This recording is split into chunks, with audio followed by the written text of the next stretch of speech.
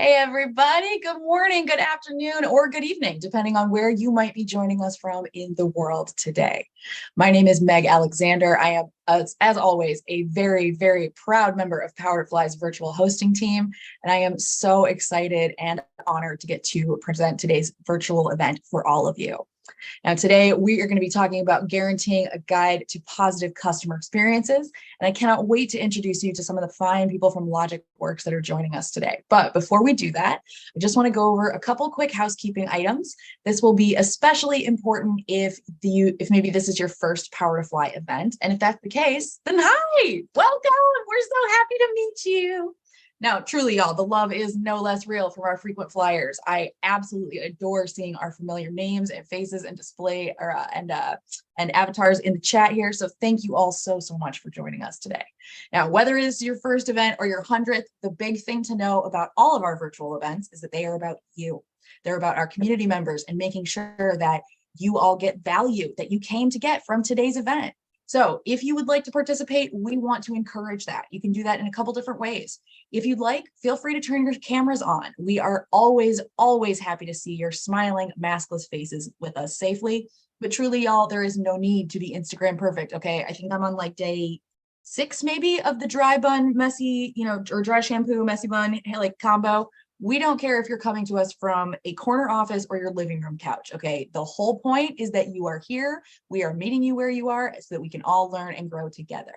Now, if you don't want to turn your camera on, that is completely fine. Truly, no need. It's okay. But you can still participate. You can head on over to the group chat if you'd like, and let us know where you're joining from. Now, we are going to ask our audience members to stay on mute for the duration of today's event, but truly, y'all, we still want to hear from you. So if you'd like, go over to that group chat and let us know where you're calling in from. I'm coming to you from Toledo, Ohio. This is land that belonged to the Fox, Kickapoo, and Potawatomi tribes in my area. So if you'd like to let us know where you're joining from, I'm always really eager to see how far our global audience spreads. And if you do know, please feel free to share whose land you're on. Now, as we go through today's session, and as we are, networking in the chat and meeting with other people, just make sure that, as always, we lead from a place of kindness and respect. Now, we are recording today's session, and what that means for you is you don't have to take notes. You get to sit back, relax, and enjoy the conversation that I'm about to have with Brenton, Chanpreet, and James. Now, just know that in case one of these fine people today says something absolutely just mind-blowing, paradigm-shifting, you cannot wait to tell a friend or a coworker or a relative. You do not have to. So we are recording today's session, but we're also live streaming to our YouTube channel. Hi, YouTube, as well as to our website. So if you want to send out this recording after the fact, you can. You can head over to our YouTube channel. I'll be sharing links for all of this in the chat thread as we go. But you can head over to our YouTube channel and you can catch the recording. It'll be posted there usually within about 5 to 15 minutes at the end of the live stream. Maybe YouTube's not your thing. That's okay. Even if you forget our channel even exists, in about 4 to 5 business days, y'all will get an email from Power to Fly that has a link to where you can rewatch this recording when we post it on our website. Now, there is a ton of great information and more resources on our website. I really recommend y'all check it out. The full archive of everything that's happened from the beginning of Lunch and Learn through now is stored there. But there's also a huge segment and a huge archive in our YouTube channel as well. So both really great options to avail yourself of even more fabulous free Power to Fly resources. Now, like I said, feel free to ask questions in the chat if you have questions or want to dive in deeper on anything we're talking about today. But the other thing to know is that the questions we're going to be asking are based on stuff that you told us you wanted to know. So if you submitted a question at registration and you're not sure if we're going to get to it today, ask it in the chat.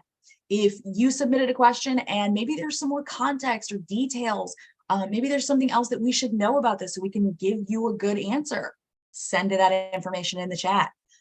Truly, y'all, we want to make sure that we reward you for taking time out of your day to be here with us live. So ask early, ask often. I want to make sure that you all get value from today's events. So tell me what you want to know, and that way I can make sure that you get that value from Power to Fly and Logicworks today. Now, if you want to ask a question or raise a comment and you'd like to be kept anonymous, no worries. Just DM me. You can find my name, Meg Alexander, in that dropdown instead of sending your message to everyone. Now, last but not least, our fine guests here are here today on behalf of Logicworks. Now, Logicworks has been a Power to Fly partner for quite a few years. Honestly, I was also, when I was still on our talent team, y'all were one of my accounts. I would go look for candidates that would match roles that y'all had available. So I can tell you Logicworks is truly a really great company. If you are not aware of them or who they are, I'm going to share the link to their Power to Fly page in the chat here. It looks like what you're seeing on your screen.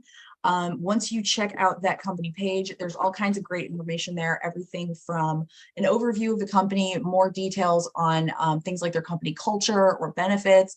There's information in the events tab that's going to show you recordings from past events that they've partnered on with us.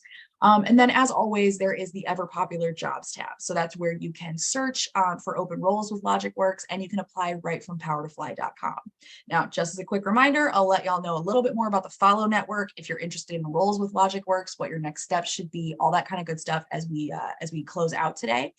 But starting now, just make sure that as you are looking into roles with Logicworks, if you're applying via Power to Fly, just make sure that whatever instructions you're given to complete that application, you follow them, so that way we're sure that your application has been completed and submitted.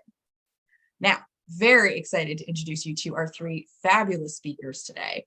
First up, we have James Choi. Now, James is the manager of cloud service delivery at Logicworks. James has 12 years of IT and management experience there and has worked in multiple industries prior to this IT career, including financial planning, mental health counseling, and running his family business. Now, James believes that developing trust and relationships is where the focus should be, whether it's with clients or teammates. And James has found these to be paramount to influence a positive outcome for everyone. James, thank you so much for joining us today. We're really happy to have you up on stage. Is there anything else you want our audience to know about you before we meet your co-panelists today? No, thanks so much for having us on. I don't know if you guys can tell in the blurred background, but I like guitars too, and I build them. So in case you're wondering what those are hanging behind me, those are guitars, but I decided to blur the background for the sake of this seminar here. But yeah, thanks for the intro. Nothing else I'd like to add though. I'm sorry, you build them? Yeah. Okay, Yeah, I did not know that was a thing people did in their houses. Fancy. All right. I thought I was cool because I made a turntable the other day, but no. That's pretty cool. Yeah, we can chat afterwards. Certainly, we'll exchange notes. Yeah, thank you. All right. Joining James on stage is going to be his colleague, Chanpreet Singh. Now, Chanpreet is a senior cloud service delivery manager, and he's been with Logicworks for about 3 years. Now, Chanpreet worked in a customer-facing role for about 15, specifically in IT for the past decade, and has held various positions such as project or program manager and service delivery manager. Now, Chanpreet is passionate about building strong bonds with customers to understand their business needs and really help them achieve their goals. Along with working at Logicworks, Chanpreet is also pursuing his MBA, as well as running a brick and mortar sneaker store in Midtown Manhattan. So Chanpreet, you obviously have just hours of free time at your disposal, right? Just, chilling, relaxing, not running around, not managing an empire that you're building, right? Yeah. You have no idea. Okay, here's my question. Right now, what's your favorite pair of sneakers? It's difficult to say. Every day is a new favorite one, but I mean, it's always the ones that you can't get. So yes, I'm at home, similar to James. I would have a wall of shoes behind me, but I'm in the office today, so it's a plain wall.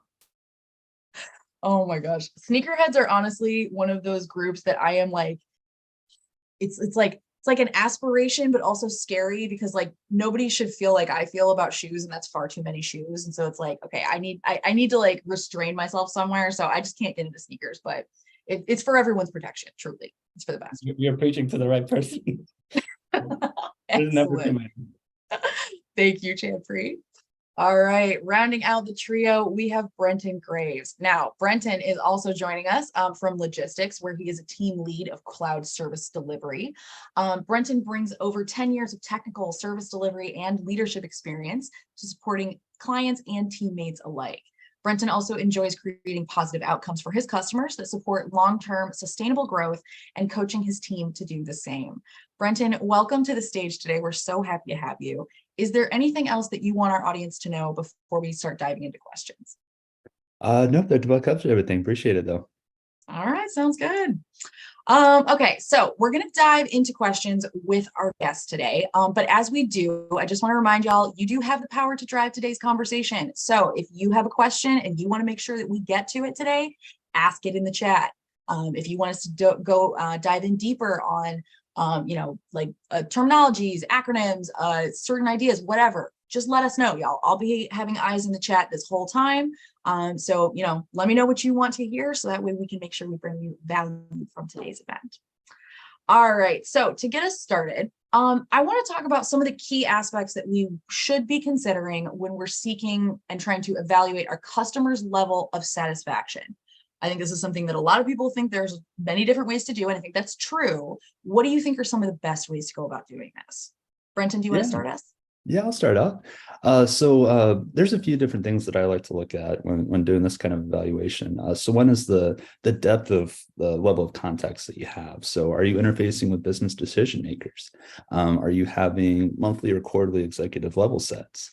Also, we want to make sure that we've got a good frequency of interactions that is appropriate for that kind of a relationship. So if you have a whole lot going on, sometimes meeting twice a week is important to keep that kind of level of accountability going. And then the last thing that I would recommend is having clearly defined KPIs with your customers. So we want to make sure that we are going after the right goals and making progress on the things that really matter to them. No, I think this is all good. As you're talking about those, are there any situations where you've had to maybe add or subtract things from that top list of these are what we want to check with? Or do you think that's really an evergreen list that serves you pretty well with your clients? It's a pretty good place to start. And then definitely you want to tailor it for each client, though, to be sure. Okay. I like that. Do you think there's any secrets to how you ask these questions? I mean, I think a lot of sales is about listening, but do you think that there are ways to ask or ways to elicit these questions that give you maybe more, I don't want to say more truthier? God, it's too much Colbert Report. Like, you know what I mean? Like kind of getting to the heart of the matter a little bit quicker. Time is money, after all. Yeah. So really, whenever they ask questions, I try to understand, what lens are they after? So is this a business contact? Is this a technical contact? What would be the biggest value driver for them? Okay. James, I want to go to you next. I want to talk about what in your experience, do you think that human connection plays a role in ensuring those great customer experiences? And if so, what role do you think that is? Yeah, 100%. In the landscape these days, it's not enough to just provide services. There are a lot of people in the arena, and the customer experience is really heightened by the human interaction, right? If you think about the way that we interact with different companies or different vendors, just think about when we have to call in, right? And you're placed into an automated queue. They, make you answer questions, hit 1 through 5, and then, you spend half an hour just trying to speak to a human, right? In those situations, you feel like a number, right? You don't feel like a valued customer. You feel like you're just, a dollar to the company. What we want to do is to elevate that human connection and help to facilitate their goals, right? And talking a little bit to the previous question, understanding the client's goals is pivotal. And the only way that we can really do that, unless they were to just spell out point blank, our goal is X, Y, and Z. The only way to really glean that information is by having those kinds of discussions with them, right? Just providing a platform and a space to collaborate, right? If you have an interaction with them and you have a discussion with them, then you can glean a lot more from what they're seeking to achieve, some pain points that they might have, and to be able to provide, a space for growth and an elevation of our services, really. I think it's really funny that as we're talking about these things, I feel like at least in sales, I grew up as the daughter of a salesman. So I've had like a masterclass in this from the time I was like 2. I can tell you all kinds of stuff about Windows, y'all. It's completely useless. But I think it's really like, it's important that we talk, when we think about sales, I feel like there is a swing back and forth, right? Like people they want the personal, like hands-on experience, but then they also want like the latest and greatest technology, right? So it kind of becomes a bit of a balancing act where you do want them to feel like they are getting not only best in class service, but also best in tech service as well. You know what I mean? Like how have you found it difficult to balance these two, especially if you are selling within the tech space? Sure. No, that's absolutely true.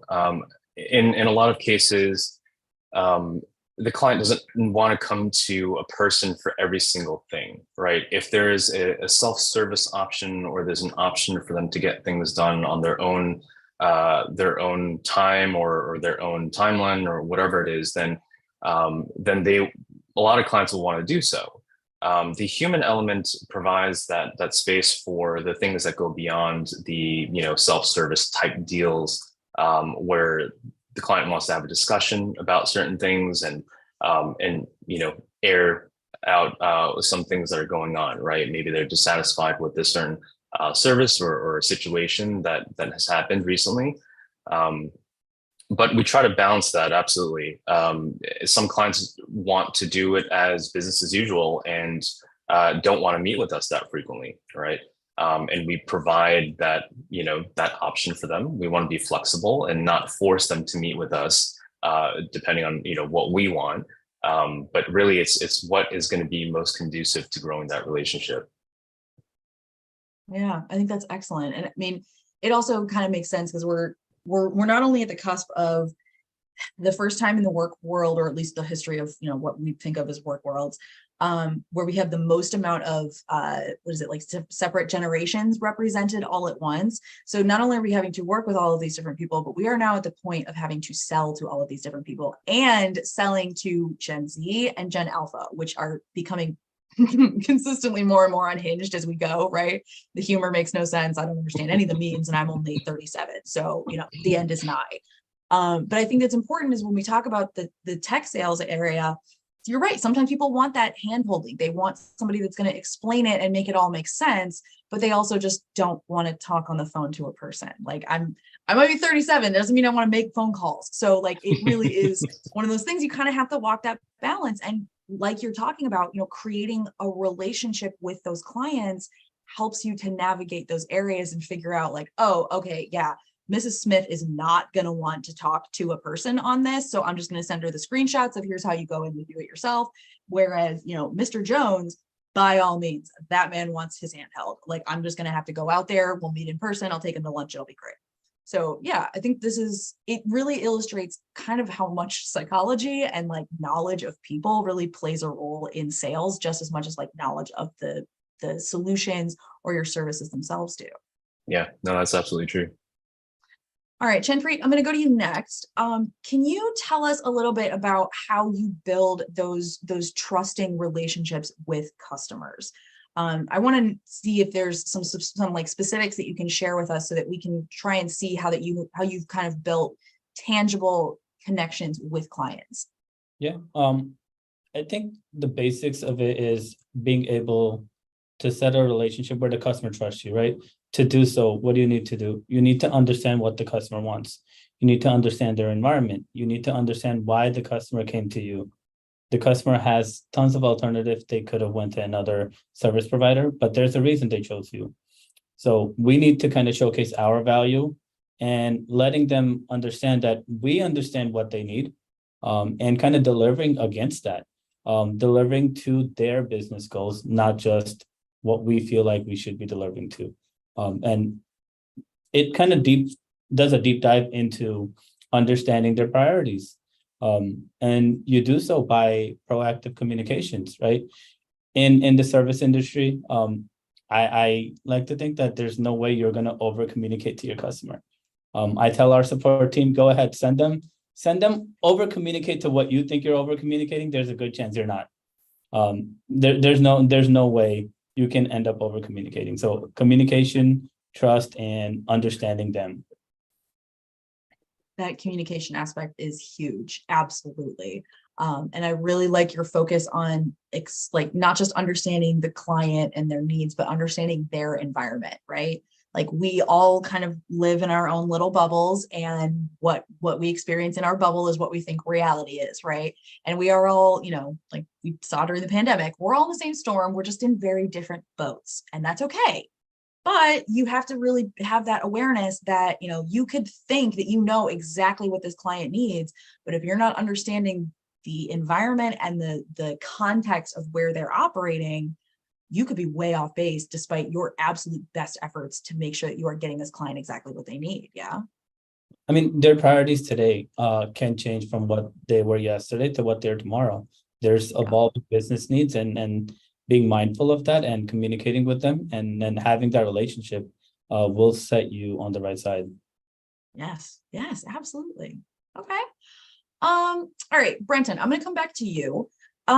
Let's talk about these evolving needs of clients. Are there any specific strategies or practices that you employ when you're trying to either respond, meet, or even anticipate what your clients' needs might be? Yeah. So, we live in a time where there's more data available than ever before. So we should definitely use those kinds of tools to our advantage. So some of the things that I do to like prepare for calls are I have Google Alerts set up for all of my clients. They send me notifications daily in the morning. So if they're in the news, I know about it. I don't even have to go looking for it. I also keep track of Crunchbase and LinkedIn to see if there's leadership changes, mergers, acquisitions going on. These are critical times in businesses, and they could either be real churn risk to us or real opportunities to expand business as well. The other thing is making sure that we're using the active listening and empathy. So we definitely want to make sure that we're celebrating major life events. Like if you see a client's out of office, hey, I'm on parental leave, let's make sure to congratulate them on the way back. And then also we want to keep an eye on like if they're struggling with their goals, how can we help right that ship and get them in the right direction? I mean, honestly, as I'm listening to you talking about this and talking about like, like I have Google Alerts set up and I check out LinkedIn. And as I'm thinking about this, all I'm thinking is this is kind of how I keep up with my friends, right? Like I check the news feed when I have the spoons to do so. And I follow up and, hey, I remember that you called me last week and I did not get a chance to call you back. And I did not forget. I didn't mean to forget you, but like my brain just forgot your thing. So hi, how are you doing? What's going on? And, it really does kind of echo how we form these relationships, right? Like it doesn't just have to be you buy things from me and I sell things to you. Like there can be more to these relationships so that clients don't just start as clients and end as clients, right? Clients can absolutely start as clients and end as either walking advertisements or people who are going to send more people your way, or people who maybe didn't have such a great experience with you for one reason or another. And now they're like, missed that one. So like, I think it really is important that as we're talking about these relationships, we stop thinking of them in a binary of work relationship, right? It's not a one-way street, certainly. And it's not, they don't just go in one box. Like if you treat it more like a relationship and whole, it's going to be more of a full relationship that could be more beneficial to both parties, not just to you and your bottom line. Exactly. Yeah, because they can go on to a different organization and then you already have a foot in the door in the next one. Yeah, absolutely. Now, I do want to ask about the active listening thing. This I think can be a really difficult line for people to walk sometimes, like listening with the goal of hearing someone versus like active listening, because you're not just there to listen and say, oh, I see. Like you're supposed to be able to respond and like help suggest things. Can you elaborate on some of the ways that you've utilized that active listening for it to be really effective? Yeah. So a lot of what I do is taking notes. So I like to be very organized, and I want to make sure that I'm capturing all the big points. So somebody can talk for 5 minutes straight and have 3 things that are really important to them. So we want to make sure that we capture every single thing that they're actually worried about. The other thing that I try my best to do is try to not think of responses while the other person is still talking, because you can miss something very important. This one's hard for me, y'all. It's so This one's hard. very, very hard. Okay. And I can't just say, oh, yeah, I like that to everything. And I'm consistently asking people about stuff that I don't know about. And that's on purpose. So like, I feel this one hard. It is really, really hard to like listen with the knowledge that you're going to need to add something to the conversation while actually still listening, not just forming your next sentence in your head. These are difficult things. Chanpreet, you want to weigh in here? I mean, in the tech field, it's a recipe for disaster if you're not actively listening. If you can't capture your customers' requirements appropriately, you can't relay that back to your team internally. If you're not able to do that, now you have to go back to the customer. Hey, can you repeat everything you said? Not a good look. So exactly what Brenton said, active listening, note taking, and sending back a recap that, hey, this is what I captured. There's chances that you may have missed out on something, and your customer will say, hey, by the way, this is missing out of there. If that's the case, but do not think of responses while you're listening. Yes, absolutely. Okay, so let's, James, I want to go to you next. When you are trying to guide your team approach to client interactions, what are some of the guiding principles that you utilize? What are some of the kind of guideposts that you recommend your team utilize as they are, kind of going into this interaction? Yeah, no, great question. And I'm going to pull in a few pieces from stuff that Chanpreet and Brenton have already mentioned, which is appropriate because that tells me that we're all on the same page, right? We value the same things and we're approaching it in the same way, right? So I'll repeat them, kind of wrap it up into, a neat little package, right? One is empathy, right? Just being in the client's shoes. Where are they? What is their position? What is their need? And what kind of situation are they in? Where they might need to come to us for whatever it is, right? Understanding their business. We have a multitude of different businesses, anywhere from insurance companies to healthcare to, retail, you name it, and we probably have someone in that space, right? And each of their needs are going to be different. And so we need to understand that and really capture what it is that they need in order for us to meet that, right? And having a deeper understanding so that we can respond appropriately and so that we can be more proactive. So when clients come to us and they enlist in our services, they want the base level services, of course, but really what's going to put things over the top is when we can understand things deeply and then respond to them, making proactive recommendations or suggestions on things that they can improve upon, things that they can optimize, or maybe, make suggestions on things that they haven't thought of yet, right?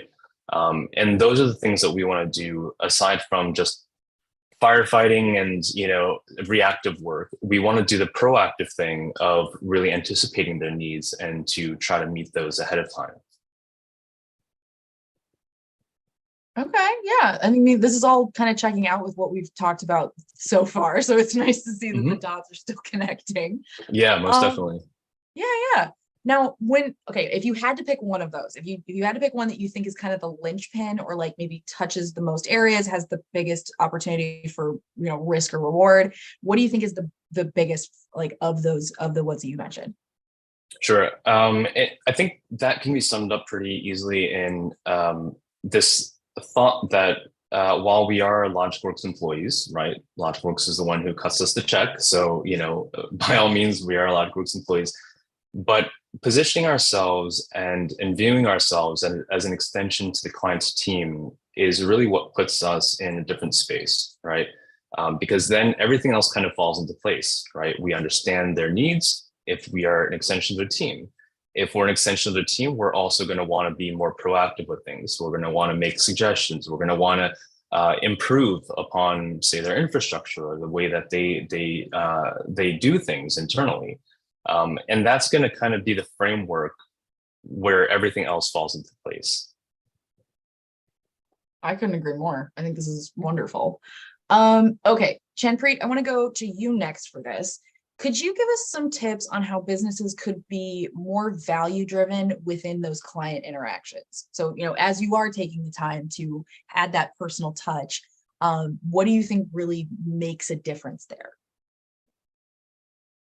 Showcase value. I think you need to kind of take a step back, and the way businesses are organized, they kind of start with a box approach to every customer. But now you're talking about delivering value. You need to kind of take a step back and provide them out of the box approach.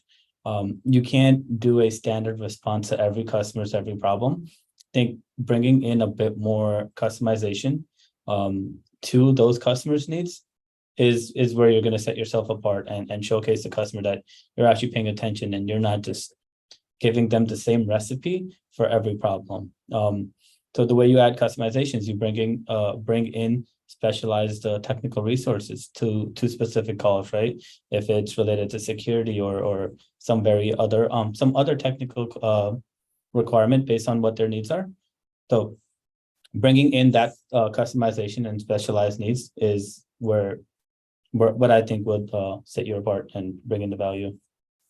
Yeah, I agree. I mean, it's kind of like when you're thinking about, like a piece of media, right? It's the details that kind of really make something work or make it kind of sing. And so I think it is really important that, we do live in the age of automation, right? We've been talking about nothing but Chat GPT and AI for the last 6 weeks around here, at least. So I think it is really, it's really telling that we want to find ways that we can make these things faster, right? But we don't want customer experience to suffer as a result of that. So I think that we are poised at this cusp of, like you're saying, Chanpreet, taking the people out of the equation where they don't need to be, but leaving ourselves in the equation where it can absolutely help bolster that experience or make sure that people have, get what they actually need, that these interactions are beneficial to both parties. So I think it really does help to know that everybody wants things done faster, right? Everybody's trying to make sure that they're iterating, but making something like an out of the box or a single serve kind of option probably might not honestly be as effective or as time saving as you think it might be. So I think that's a really good point to have made there. Thank you for that. One good thing to do for that, right, is we in the IT field, we work off of a ticketing tool rather than just relaying updates through tickets. So you add value and customization is set up specific calls with the team, right? Mm-hmm. Bring in the resource, let the customer interact with them, let the customer understand their perspective, because as we all know, you send a text, the way the other person perceives it is based off of what their frame of mind is that day. So saying it on audio is one versus saying it on just typing up the ticket and sending a response via email. And if it's a video call, then even more. Imagine this call on audio or just on text. It would not be as valuable as it is having it on video. Y'all, I mean, as much as I would enjoy certain times being able to host this directly from my blanket nest on the couch like this, there truly is just a little bit more to be said for this format. And I mean, that's coming from somebody who used to attend these sort of events in person. I still love the virtual, don't get me wrong. But you're right. I mean, there's different advantages to each interaction and there's obviously different disadvantages, but I think you're right. I think we probably discredit or discount a little bit the benefit of the human interaction over maybe the speed or the reliability of tech. And so I think you're right. It really, when we're thinking about these interactions, it's not just where you are in your own day and in your own world, right? It's how these interactions are hitting with the customer. So yeah, I love that. I'm very much loving how all of these questions are going. It shouldn't be a surprise, honestly. But thank you so much for those answers. All right, Brenton, you are up next. Let's talk about some of the more common challenges when you're managing client expectations. When times are good, they're great, but when they're not, how do we handle these things? Yeah. So usually there's two big challenges that I have to overcome. One is timeline. So I have to do my best to avoid the temptation of providing very aggressive deadlines. So I'm like, yeah, I'll have that done today. Well, the only way that I can get that done today is if everything goes perfectly. So we want to make sure that we're setting realistic, conservative estimates and, doing a little bit of under promising and over delivering, because that's just a way better outcome if you're able to beat their deadline. So they can tell their end client, hey, this will be done next week. And if you have it done in 3 days, that's great. But if not, give yourself a little bit of room for things to go not the way that you planned.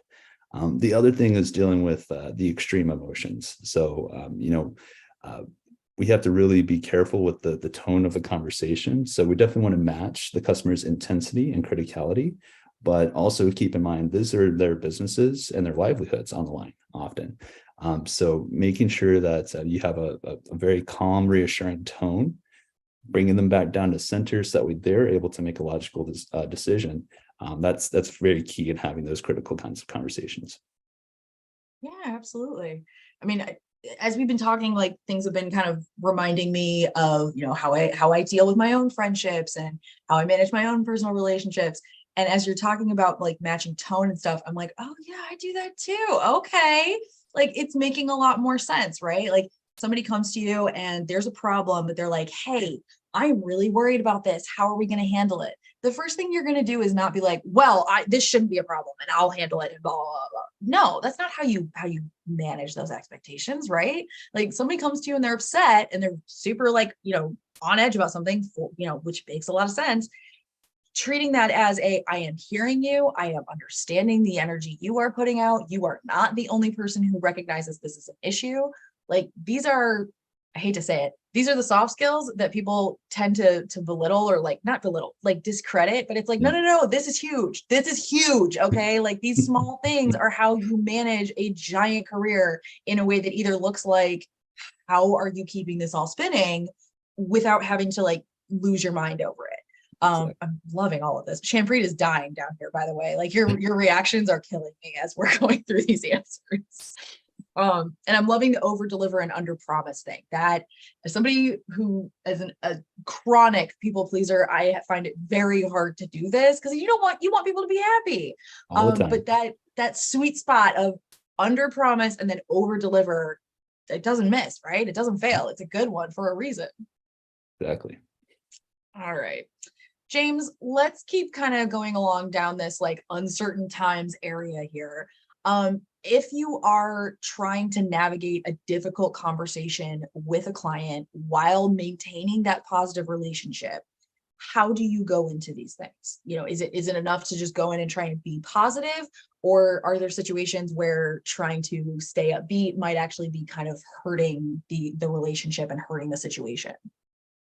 Yeah, so for difficult conversations, I just assign them to Chanpreet. No, I'm just kidding. I think this is where a lot of people in customer success or service delivery or a technical account manager, those are all things or positions where we're forced to have these difficult conversations, right? And where I would say that it would be best to, or the best approach to take is really as the customer's advocate, right? Some people have a tendency to take it very personally, right? Like it's a personal attack if there's something that they're dissatisfied with. But we can't approach that in a defensive attitude, right? That only, makes things worse. So really just being able to advocate for the customer. And then, in the same light, it's actually an opportunity for one, to strengthen the relationship, right, through difficult conversations where you can understand each other a little bit better. But it's also an opportunity for us to come in and really like shine as kind of a hero of the situation, right?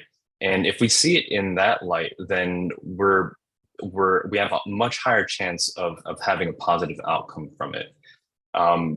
Like Brenton mentioned before, active listening is super important, right? We want to repeat back what the customer said. They might talk for 30 minutes and they might only have one main point that we can glean from it, right? And repeating that back to them, saying, hey, you've said a lot of things, but let's distill that into this one point. What I'm hearing is X, Y, and Z, right? Does this match what you're trying to communicate? And they might clarify and say, actually, you missed something. I also want these things. But again, it's an opportunity for us to distill and kind of make it in a more clear and concise manner, so that we can tackle that, in the right way. We want to focus our attention, right, and really focus our efforts instead of going all over the place. And as part of these difficult conversations, there should be an outcome from that, right? It's not just venting. The customer typically wants something out of it, right? And so communicating that back to the client and saying, hey, I hear you. Here are the next steps that I'm seeing and that I'm coming up with. Do you agree with them, right? And getting their buy-in. Because that way, later when we've completed those things, then we can say, here are the things that we aligned on. We have these 3 items that you said you wanted done. We've completed all 3 items. Is that it, right? How are we now, right? And along the way, being able to, like we mentioned before, over communicate. We want to say, hey, I'm going to provide you with an update every hour until it's done, or every day until it's done, or every week, whatever it is. There should be an expectation so the client isn't waiting on, gee, I wonder what they're doing right now. Did they make any progress on it, right? We don't want to have that ambiguity. We want to be very clear about, this is what we've done so far. This is the next step. I'll get back to you with another update tomorrow, right? And that keeps them, the anxiety level overall down, right? Which is our goal. We want to have everyone kind of calm down and be able to communicate clearly. So that's really the kind of the approach that I would take in that. Well, first off, your comedic timing is absolutely excellent, because the cackle, thank God that was on mute, because seriously, like my dog jumped. It was like, what was that noise? That was hilarious. So excellent. But truly, there's people chiming in the chat thread here, repetition and rephrasing is key, because you're trying to make sure that you have been listening, right? That you are hearing all of the things that they're saying. And you're right. Customers might talk for 30 minutes and they've only actually said one thing, but that might not be how the customer's interpreting it, right? They're talking and they're talking. They think that they're laying all these things out for you. And if that's not what you're getting, then no one's going to be happy, right? Because the situation isn't going to improve. So I think it's really, really telling that so much of what you're saying, it goes back to the communication aspect, and it goes back to trust, right? You're trying to set expectations and continuously level set. And people, we might do that 8 times within one conversation, or even 8 times within the first 15 minutes. So you're continuously going back and level setting, but then you're also, like you said, setting the expectation and then consistently meeting that expectation. So that way, when, because nothing in this life goes perfectly, that's okay. Isn't the ride more beautiful that way? Blah, blah, blah. But that way, when things don't go right, there's not a panic moment of, what am I going to do? Because at that moment, if they are starting to sit there and think, what am I going to do? That relationship's gone. They don't have a relationship with you in that moment, because they're not considering you as a trusted partner that's going to help with this, that's going to help fix this, or is going to help them through whatever it is that's going on. So I think that is huge, that we are consistently reiterating, strengthening, and kind of it's like workouts, right? It's like weightlifting. You're consistently ripping those muscle fibers to make yourself stronger. Mm-hmm. Except now, instead of ripping the muscle fibers, we're just stretching them just a little bit more, just a little bit more, just a little bit more. We checked in every 3 days. Now we don't need to do that. We're only going to check in every week. I think this is wonderful, and really goes to show that you can add that personal touch, but it doesn't have to be the same for every person. And it can be respectful of the situation while making sure that people feel heard. That's their big thing, right? We all want to know that someone's listening. Yeah. One thing to add there also, again, with difficult conversations, there's typically some kind of outcome that they're looking for, right? Mm-hmm. Capturing those in an email or some kind of document, right? Typically, it's going to be an email recap, is paramount, right? Because everyone has selective amnesia, right? And the client will come back and say, that's not what we agreed upon. There were actually 3 more points. And you can at least point back to the email saying, well, this is what we agreed upon. I apologize if we missed anything, but this is where I think we left the conversation last time. What can we do next, right? Let's figure out our next step here, right? But that's a way that we can kind of quell the fire, right? To put that out and then work constructively for the next component of things. Yeah. All right. Okay, Chanpreet, I want to go to you next on this. So we're following this trail of thinking where maybe we've been in uncertain times, we've had kind of difficult conversations with the client. Let's talk about some of the more out of the box or creative solutions that you have implemented to help address client challenges. Are there any that really come to mind as like, oh yeah, that was particularly unusual, or that one was really successful? Yeah, so I think it all depends on what challenge and what issue the customer is facing, and it kind of ties into the conversation that we had right before about a difficult conversation. So the way we would implement kind of different out of the box solutions will be kind of delving into the issue that the customer is facing. Whether it's kind of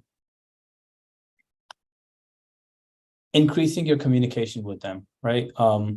For a specific time period until an issue is resolved.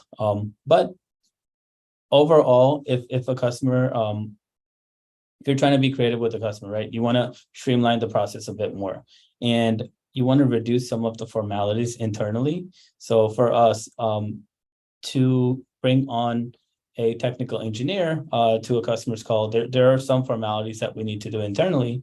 However, now for some of our customers, we're able to have a technical engineer assigned to them right from the get-go, so that those formalities are gone and we're able to engage on that higher level of communication right from the bat.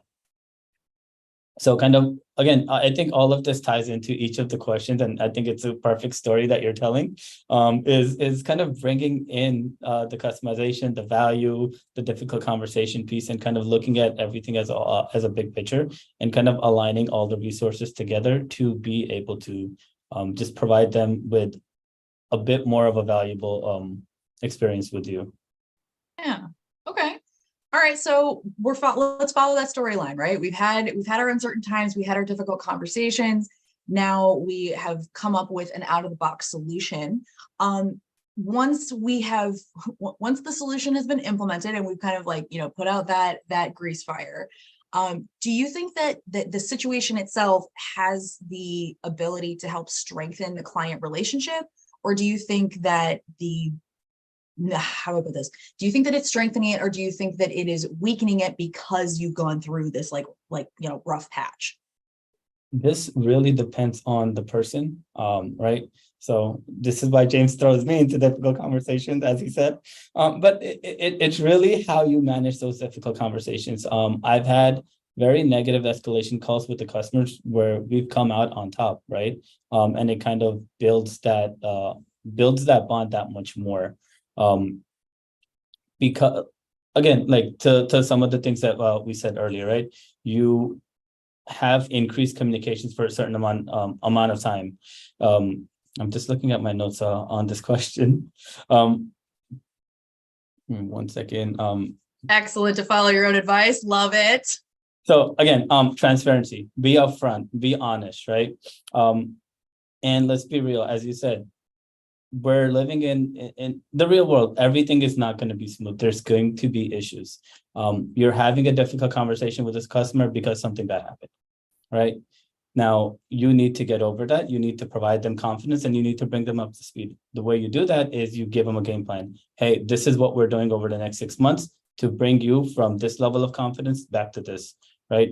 Something bad happened, you're going to follow it up with the RCA, root cause analysis, and it will outline what was the issue, how was it resolved, and what is the temporary Band-Aid fix that we did, but also what is the permanent long-term fix that we're adding in. And I think adding on to what James said earlier, you give them specific measurable outcomes with due dates, short-term and long-term. This will give them the confidence, okay, there was an issue, you guys resolved it, you guys took care of it, and you guys implemented a process that this will not happen again. I like that. I like the response to both like the Band-Aid for what's going on now, and then how do we prevent this or make this not a situation that reoccurs in the future. So I think that's really, really good. Mary is actually in the chat, and Mary, thank you, girl. You are always doing the Lord's work here, like pulling in some great nuggets from what our guests have talked about today. Mary wants to know, do you use the same approach for regular clients versus priority clients? So let's talk about this. You have somebody that has, that is a average client for you versus somebody that you get handed and they're like, hey, the white glove treatment isn't going to cut it. We're going to need like the diamond gloves on this one. So let's talk about it. If you have a situation like we've just outlined with a regular client, and that's how we followed it thus far, does the same process or processes line up for a priority client? Or if not, what do you think has to change? I don't, so there's a lot of different ways to answer it, but realistically, I think there's you have to look at each scenario, right? And this is one of the interview questions that I think James asked. How do you address a scenario where one of your regular clients and a priority client is having an issue, and how do you address it? You're in a situation, you can't really choose one over the other, right? We can't say, oh, it's a small client, it's small value, let's forget about it. Let's focus on big ones. Realistically, they're both just as important. Yes, one pays us more, one pays a little bit less, but they're both important. So this is where you kind of bring in your project management skills and you figure out, okay, what problem do I need to attack? What is actually more important? Going back, you need to understand, okay, how important is this issue to this customer versus how important is this issue to that customer? And you know what your strength is, you know what your capabilities are. If I know I can only handle this one issue, I'm going to reach out to James, I'm going to reach out to Brenton, I'm going to reach out to a colleague that, hey, I'm attacking this. I'm going to be heads down for 3 hours. I need help taking care of this one. So you can't necessarily pick and choose, even though you may want to sometimes. Sometimes you don't like one of the customers, but that's not your choice to make, because at the end of the day, their success is your success, and you need to make sure that all three of us come out on top, both of the customers and yourself. This is giving big, like, I don't have a favorite child energy. And we all know that there's maybe not exactly the case, but that's okay. Like, truly, it is one of those situations where you are going to have you're going to have clients whose needs are different and potentially conflicting, or at that very minimum, like clashing with the other demands on your time, on your skills, on, whatever. And Mary has a really good point. She said, I asked this because I started working at a call center, but then ended up working as a manager with the C-level. So she's interested in how the approach changes or if it doesn't. And I think that's a really good point. It's kind of triage, right? You have to look at the situation in and of itself. What is the damage to each person, right? Like, you got two people coming into the ER, and one person like has their head mostly hanging off their body and the other person is missing a limb. Those are both really important things, right? Really important, but maybe the one is going to maybe end a little faster. So let's try and see what we can do, kind of thing. So yeah, I very much appreciate how you kind of detailed that there's a lot of factors to play into this. But this is where the relationship with your own team and your manager can come in huge, right? That can come in clutch for you, because you can say, because you've built the communication and you've built that relationship of, hey, I am drowning. I need help with X, Y, and Z. Here's how I'm handling it. Can you help with blah, blah, blah? And that way the team members can be like, well, yeah, I mean, I can help with this, but actually you're going to be way faster if you do that. So why don't I take that off of the plate? Or a manager can step in and be like, they're actually churning in 3 days. So just breathe, focus on this one, and we'll figure out the rest of it later. So, these are conversations that are being had in literally every office around the country. You're just only party to the one that's happening in front of you. So I think it is really important that we kind of detail how different this could look, and how, it does take it takes judgment, and it takes support from more than just one person to fix issues that might arise with clients. Okay, Brenton, I'm coming back to you here. For your money, so in your own opinion, how can businesses foster a culture of creative thinking and that out-of-the-box approach with their teams? This can really easily lead to feeling like you're maybe too overstressed or burnout because you're trying to come up with unique stuff for everyone. But how do you talk about building this culture for your own team? Yeah. So it all starts with, having that leadership support and building a safe place to fail. So, not every idea is going to be a great one. And you need to encourage new ideas to come to the table, because there's always 100 different ways to accomplish any task. So at the end of the day, if you don't use it, you lose it. So you can hire all this great talent that's innovative, but if you keep on saying no to them, over time, they're eventually going to stop coming to you with those ideas, which is the whole reason why you hired them in the first place. So got to be really careful about that too. That's a good one. Chanpreet, what about you? So this is a topic that coincidentally last month my class part innovation ended, and some of the key values that I got out of it is dedicating proactive time for group think exercises, collaboration, and letting different teams kind of just bring about ideas, and each team member kind of building off of it and kind of making it into something creative and innovative, and then potentially offering that as a solution to your customers, or potentially identifying a problem that's not there and identifying a solution to it right with it. I like what you had said, specifically the proactive and dedicated time to do this, right? So if the only time you're asking your team members or your colleagues to like flex these muscles is in a panic situation, I mean, yeah, they'll probably be able to do it, but it's going to be rusty and it's going to be scary. And everybody's going to be like, I don't know if this machine is going to work the way we think it is. But if you are being a little bit like, again, proactivity, and these are all things that are, a luxury of some teams, right? Other teams are constantly putting out fires, but it's one of those things you got to think, if you want these kinds of solutions to keep coming and you want this mechanism of a group think or a group brainstorm to work, you need people to have experience doing this when they're not straight panicked, right? Like, we don't learn new things. The information does not stick when we're afraid. We learn things and we are able to grow when we're having fun doing it. And you can't do that if you are worried, right? If you are risk averse, or if you're in a situation where not necessarily that failure is not encouraged, but it's not tolerated, right? So if you are going to be trying to have have a brainstorming session or open up these things, you have to create the culture that allows that to happen. And that has to be done with intention. So I think that's wonderful, wonderful point to make there, Chanpreet. Thank you. All right, y'all. I told you this is going to go faster than you thought it was. We only have 2 minutes left. I know. Laugh all you want. I told you. All right. So we have some questions that we had asked to Brenton, James, and Chanpreet ahead of today's session. So they've got some more information here about what it's really been like for them within Logicworks. The one I want to go over is your top tip for someone who's interviewing. Brenton, if practice makes perfect, what should we be practicing for that interview?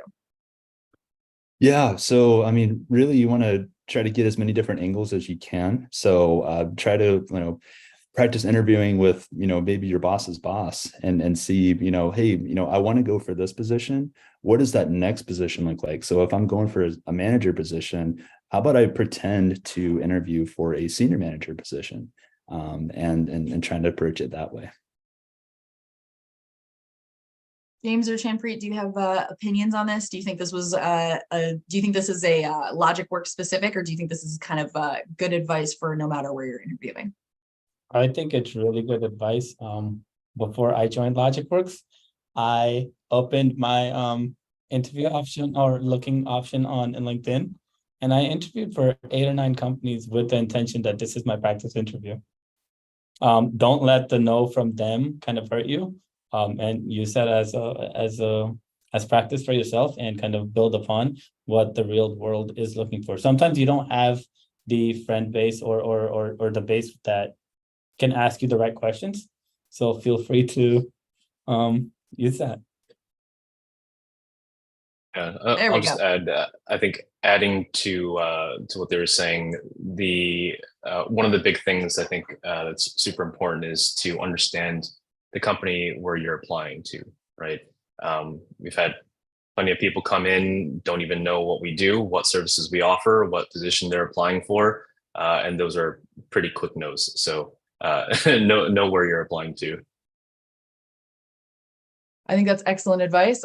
That's definitely something that I have done before in my life. When you're going with the shotgun method and just applying to jobs like crazy, I have absolutely turned up at a job, done research on the wrong company, and then had to sit through an interview.